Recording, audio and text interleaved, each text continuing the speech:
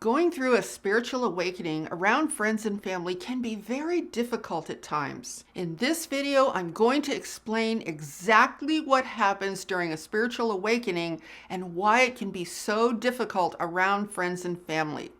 And I'm also going to show you how you can deal with that experience in a much more graceful way.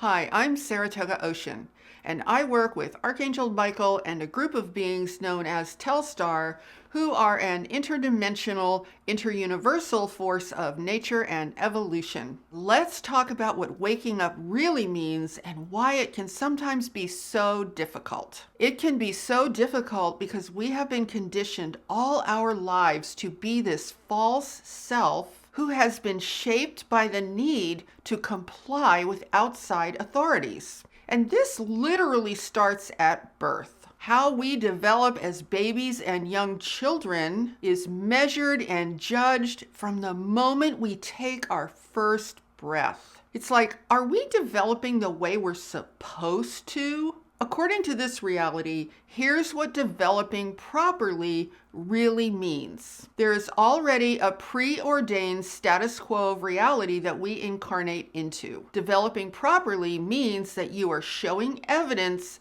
of fitting in with that status quo exactly the way you're supposed to. And if you do not show evidence of fitting in, it means that something is wrong with you and needs to be fixed. And do not underestimate the power that this has to really mess you up and cause a lot of trauma. See, I think a lot of times we kind of know this already, but we don't really realize the impact it has on our true experience of who we really are. Now, fitting in has what are called certain milestones. These are key measuring points that tell everyone how well you're doing according to a very standardized plan. So the first thing you need to understand is that growing up is not about evolving. It's about the constant struggle of those around you trying to make sure that you are fitting in with a preordained reality.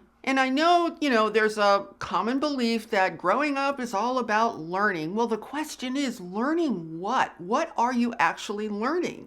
Most of what you're learning is being programmed and learning how to fit into that preordained reality. Now, there is a lot of anxiety about this among parents because being a parent is all about measuring how well your child is doing compared to other kids, compared to the status quo, compared to just everything that child is supposed to be conforming to. So this is what you land in when you incarnate here on planet Earth. And unfortunately, all of society conspires against you in this fitting in process. And unfortunately, there's also a lot of people's egos are tied up in how well you're doing. And in a way, it's kind of no wonder that AI can potentially take us over as human beings because we already kind of behave like crazed measuring machines with each other. I mean, it's a very calculated existence that we come into on this planet.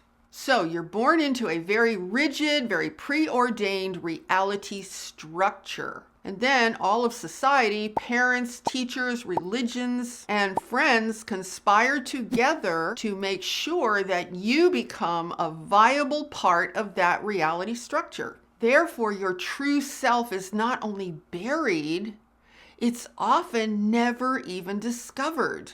See, we incarnate into a reality that has absolutely no room for anyone to simply be who they really are and live with total authenticity. Literally everything around you is measuring you constantly and telling you how you're supposed to be. And honestly, this is one of the main reasons there's so much stress in the world.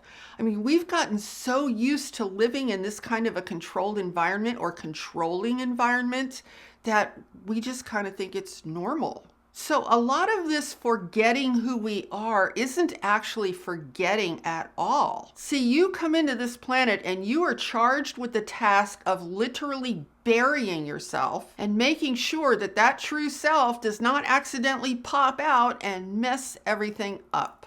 what usually happens is wherever that true self makes itself known, people get upset. They get upset because it disrupts the status quo. See, because the true self is powerful, it's creative, it's unpredictable, it doesn't conform. The true self is actually a nonconformist, which is really awesome. So what happens is it's like you spend your whole life being squashed into this tiny unconscious ball that stays buried somewhere inside of you. And that's why so many of us silently suffer so much. We actually suffer a lot because no one seems to recognize or care or be interested in who we really are. And then it can almost seem like nobody really wants us at all. The message that we get from the outside world is often like this. It's like, we want you to the extent that you are able to fit in and conform with the preordained status quo of reality. So what this actually means is we've been forced by society to literally turn against ourselves. And this is actually why so many people have a lot of trouble with self-love. In fact, a lot of people kind of secretly hate themselves almost. Now, here's an interesting little experiment. Take just a moment to look at any of the reasons that you might feel unhappy with yourself. You will find that a lot of those reasons have to do with areas in your life where you have failed to fit in. Because wherever you don't fit in, you will absolutely be told there is something wrong with you. You will be told that you need to be fixed. And this is one of the reasons that we have so many psychiatrists and psychologists. A lot of times they are charged with healing or counseling the people who are suffering because they don't fit in. And if the counseling doesn't work, they can always prescribe drugs so you just don't feel the pain. And this fitting in thing is some pretty serious stuff, you guys, because it's one of the reasons that we struggle so much with really coming into our full power and who we really are. Anyway, mental health is often measured by the degree to which you've been successful at happily burying yourself in order to create a persona of who you're supposed to be. And I'm going to show you how everything that I've talked about so far leads to the difficulty that we have with friends and family when we are going through a spiritual awakening. So basically you have this rigid, preordained reality structure. And then you have an entire society of co-conspirators who support each other in fitting in with this structure. And of course, as we all know, the main structure, the entire paradigm is held in place by the controllers of this planet. So where are we in that situation now? Right now, we are in a major ascension process of human and planetary evolution. So here's what happens in a spiritual awakening. More light starts to enter that space where you buried yourself in favor of being a compliant part of society. It's almost like that light within you becomes activated. It becomes activated by forces of evolution over which you really don't have any control. So in that activation, the true self begins to awaken and it starts to expand its light. I mean, that's really what a spiritual awakening is. It's literally an activation of your true self. So that light starts to expand into your mind, your heart, your physical body. Your vibration begins to change completely. And you find yourself being consciously reintroduced to who you really are. But then you find yourself also standing face to face with the false self that you were forced to create in order to fit in and live a compliant life. So at this point, a transformation starts to occur. It's almost like a metamorphosis. It's very similar to the process of a caterpillar turning into a butterfly. So what happens is as that light expands, that true self is more and more activated, it becomes more prominent in your consciousness, and you then start to become less and less interested in that false compliant self. And then what you find is that the true self longs to express itself. I mean, it is just sick and tired of being shut down. That's the power of that. I like to call it an ascension activation, really. I think a spiritual awakening really is an ascension activation. It's more powerful than the lie that you were told you had to be. So then what starts to happen is the old personality structure begins to kind of dissolve due to a lack of interest. Because, see, you just don't find yourself so invested in it anymore. Now, let's take a moment to look at your surrounding relationships of friends and family while this is all going on. As you start to express that true self more and more, you can start to imagine how incredibly alarming this could become to everyone around you. So here's what you need to realize. You are probably surrounded by people who have invested their entire lives as co-conspirators in this fitting in process. They have probably done this out of fear. See, one of the greatest human fears that we have is the fear of rejection and of being pushed out of the tribe. So it's quite likely that the people around you have relied on each other, and that includes you, to reflect back to them that this compliant lifestyle and way of thinking is correct. See, they actually need your validation. They need each other's validation.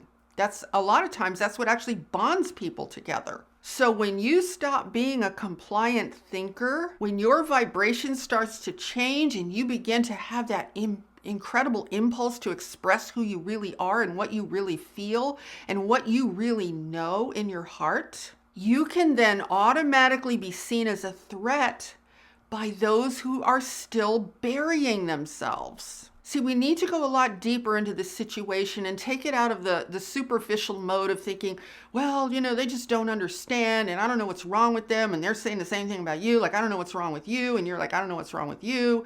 And we gotta go deeper and really understand what is actually going on under the surface picture of whatever conflict you might be experiencing. See, as long as they still have their true self buried, they do not want to experience the pain of having done that to themselves. And they totally do not want you reminding them with your energy, your vibration, and what you yourself are expressing. So with absolute predictability, they're going to tell you that you're crazy and there's something wrong with you.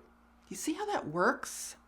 Now I want to show you another very interesting piece to this entire situation that I think is very important to understand. You know that old rigid reality structure that we were all born into and told to fit in with? Well, now the controllers have decided to break apart that old rigid reality structure. Now, wouldn't it be cool if they had decided to do that for our benefit? If they said, oh, this is too repressive, this is too controlling. We want to break this down and make something far more life-supporting, support you as creators, support you as who you really are, and we're just going to co-create this wonderful world together. See, that would be like the cool way to do this, but that's not what they do, right? Rather than lose control of all of these nicely compliant people, here's what the controllers chose to do instead. They had to immediately give everyone a new kind of reality to be compliant with. And of course, it would all be based on fear because that's all they do. Fear is their thing. So the controllers pulled out their tired old playbook of using fear of social rejection to maintain the public's compliant attitude. They used that health issue and told everyone if you don't comply, then you are a danger to society and you need to be rejected. So here's the key thing that we need to recognize. You have all of these people who were told for their entire lives that survival meant an ability to totally comply with the former rigid reality structure. So if the controllers were just to remove that structure, without any thought at all, there probably would have been an absolute panic. And the controllers would have completely lost control. So they created a new reality, and using the fear of death, they got everyone to comply with that new reality immediately. See, the controllers always use fear of death and fear of social rejection to herd the public in whatever direction they want. I mean, they really do treat us like animals, probably how they actually see us, which is why we have to surprise them and let them know that they are wrong and that we know what they're up to, right? Anyway, your friends and family could be part of the larger herd of humanity who are desperate to comply with the next new reality that the controllers put forth. And that's because their idea of survival could be completely tied in with compliance. And then you show up saying, hey, wait a minute, all this compliance nonsense, this is just bogus. We need to wake up to what is really going on. So without you even realizing it, you have actually just threatened their survival. See, you might be exhibiting just a completely natural expression of your true self, but if they find you too extreme in your expression, they might just completely reject you. See, because survival always trumps everything, including relationships. So once someone perceives you as a threat to their survival, your relationship with them can start falling apart. And that can be really confusing because to you, you might just think, well, I'm just having a conversation. I'm just trying to have a reasonable discussion.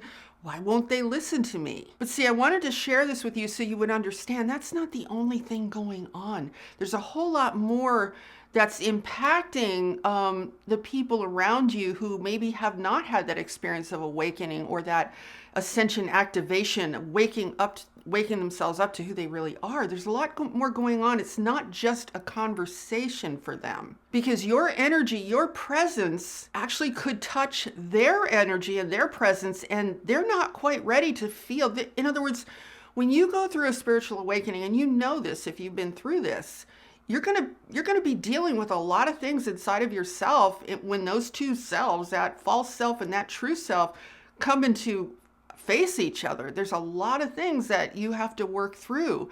And the people around you, they might just not be ready for that yet. They could just be completely overwhelmed. Like, they don't even know why they might be so freaked out by you. It might just be they're just like this visceral reaction, like, you're crazy, you're weird, just go away. You guys know what I'm saying? So I wanted to share this with you so you would have a better understanding of what is really going on when and if your friends and family just start to freak out about your awakening. And this is why so many people end up feeling rejected and alone when they're going through that waking up process. And this is also why the people around you can seem almost irrational and totally closed-minded when you try to enlighten them about something more. See, because they're going through a completely different kind of emotional experience than the one you're going through. I mean, it is vastly different. They could be inside of themselves experiencing real terror at their old reality breaking down. I mean, the outer reality that the controllers are destroying. And because they're in that state of terror, they're in a state of survival. Because remember, complying with that old reality equated their survival. They could be in a completely fear-based, unconscious reaction, almost like involuntary, where they're desperately clinging to the new reality that the controllers are presenting to them. And when I say in a state of terror, I don't mean like they're acting, oh my God, I'm so scared. You know, maybe they are, maybe they're not. But nonetheless, they're in a vastly different process than the one you are in when you're going through an awakening. And that's why I'm saying this is not just about surface conversations with people. Now, you might wonder, well, gee, why doesn't the ascension energy just wake all of us up, wake up everybody, and then we won't have this issue anymore, right? Well, in order for that energy to awaken someone, they have to be in a place in their own evolution where they're ready to go through that awakening process, where they're ready to lift up that suppression of that true self and be able to confront what they've done to themselves and burying themselves in this false self and this compliant self. They have to really be in a place where they're prepared to do that. And a lot of people aren't. You see, that's a very individual thing. So the nature of the universe is such that free will is always respected. A person's unique individual journey is always respected. So people are not going to be forcibly awakened. The universe is based on love. and it always respects where every person is in their own unique journey. So even though those of us who are awakened are ready for that, we're like welcoming it, like, yes. A lot of people who just aren't there yet. It doesn't mean they're not going to get there, but maybe at this moment, they're just not ready yet. Hopefully this will help you understand why people behave like sheep, really, because you're thinking like, well, okay, why are you just doing whatever they tell you to do without any critical thinking? Why are you just doing it? See, I mean, now we're in a situation where the controllers have said the lockdowns, the masks, and that other stuff that we're not allowed to talk about here. Doing all of that stuff equates compliance. So we might look at that and say, why? Why are you not questioning this? But see, that's not their paradigm. That's not their frame of reference. Their frame of reference is, oh, you guys took this reality away from me. But see, the compliance issue was never addressed. The compliance equaling survival was never addressed. So it's kind of like, oh my gosh, I was holding on to this for dear life. This was making it so I could survive. And now you're taking that away. The first thing they want to do is, what do I comply with now? Because see, compliance is the thing. It's not the old reality versus the new weird reality that they're presenting. It's compliance equals survival. That's the problem, you guys. That's why people have so much trouble with those of us who are waking up. See, because we get it now. We're not into that compliance thing. A creator is not compliant, right? A creator, a cosmic creator, is a creative being, and creativity by nature is just not a compliant force. It's not something that you can lock down and control. So as long as we are stuck on the superficial conversations with people, we're just going to be frustrated, confused, not understanding, and both sides are going to be at odds with each other. But I wanted to share with you guys this whole thing so that you can have a deeper recognition of what is actually going on. See, because you might think, oh, I'm just suggesting to them, hey, maybe you should have a better life. But that's not what they hear. That's not what they hear you saying. What they hear you saying is, you're telling me to stop holding on to this thing that equates my survival, and I can't grab onto this other thing that equates my survival. You're telling me to let go, and I'm going to die if I let go of that thing. So this is why it can seem almost impossible to have just a simply reasonable conversation with people, because they're not looking at the situation in the same way you are. Their process is not what your process is. They're still dealing with fear, unconsciousness, and all of that kind of stuff. So now I want to share with you a few tips to help you be better able to handle this kind of situation. With the knowledge that I've just shared with you, you can actually start to just tune into the emotional energy of the friends and family or the people around you. If they are in a survival state, you're going to know that because you might detect things like fear, anxiety, some kind of underlying anger or stress, and you, more than anything else, you're probably going to detect some real rigidity. See, even though everybody on this planet has become so good at putting on a nice face and a nice surface picture, like, I'm fine, everything's cool, everything's okay. I mean, we're kind of trained to know how to do that really well, right? So that's why you want to tune in on a vibrational level. I mean, we're cosmic beings, guys. We got to start exercising our power as beings, our ability to know things directly and not rely on this kind of roundabout interpretive way that we've all been trained to rely on. So when you tune into their energy, you tune into their vibration, you might detect a lot of what's underneath that facade, what's underneath that everything's fine. What's underneath that? What's underneath that? You might detect a vibration of stress and anxiety. You might detect a vibration of fear. See, all of those different emotions that I've described, they're all actually a product of fear. And fear is the motivator that the controllers have always used to generate this level of compliance. So the thing you need to understand is that fear shuts down rational, deliberative thinking. It completely shuts that down. It actually keeps people's emotions in a high state of arousal for fight or flight. So they might fight to hold on to their need for compliance, or the flight aspect might manifest as a need to get away from you or reject you entirely.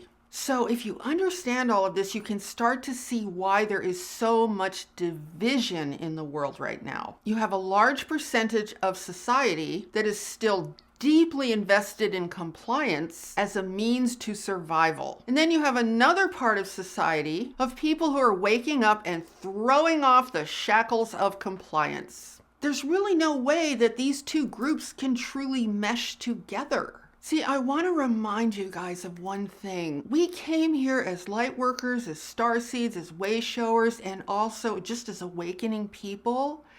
And that means that we need to move to a much higher level of intelligence where we're not at odds with the situation. We're not immersing ourselves in these problems. We want to use our higher mind to see and know and understand exactly what is going on. And that will bring you an incredible peace, actually. It will resolve a lot of things for you. So here are some of the ways, as I said, that you can handle this situation. You want to continue to free yourself and invest in really backing your own light. Get behind yourself. Get aligned with who you really are. Become who you really are. Live as an example of living from the heart rather than living from outside input or living from reacting to outside input. Instead of living in that way, which is a very unstable way to live, you want to find that inner stability, get centered in your heart, live from that place, and let that light radiate outwards. Can you imagine the peace you're going to feel if you do even just that? And the other thing that's really important to understand is you do not want to fight against frightened people. Because if you try to fight against people who are in fear, you're just going to increase their level of terror. So a better alternative is to think about vibrational resonance. You actually are going to do much better at supporting their potential to wake up by just increasing your resonating field of light and high vibrational energy. See, here's the cool thing about light. Light is gentle. Light is kind. Let me give you a really cool example that I heard once. If you can imagine, let's say, the absence of light, which is like there's no heat. Think about the sun. Think about if we didn't have the sun, it would start to get very, very cold, right? What do people do when they're cold? Let's say somebody has a coat on. Let's say they have the coat of compliance. They're wearing this coat of compliance and it's very cold and they're holding onto their coat because they're cold. So you can argue with that person and say, take that coat of compliance off. You don't need that. And they're like, no, I'm cold. I need this coat. I need this coat. I need this coat. And you can argue with them, but they're not going to take it off, right? But think about this. Think about what sunlight would do. Light. Okay, so here they are freezing. They've got this coat on.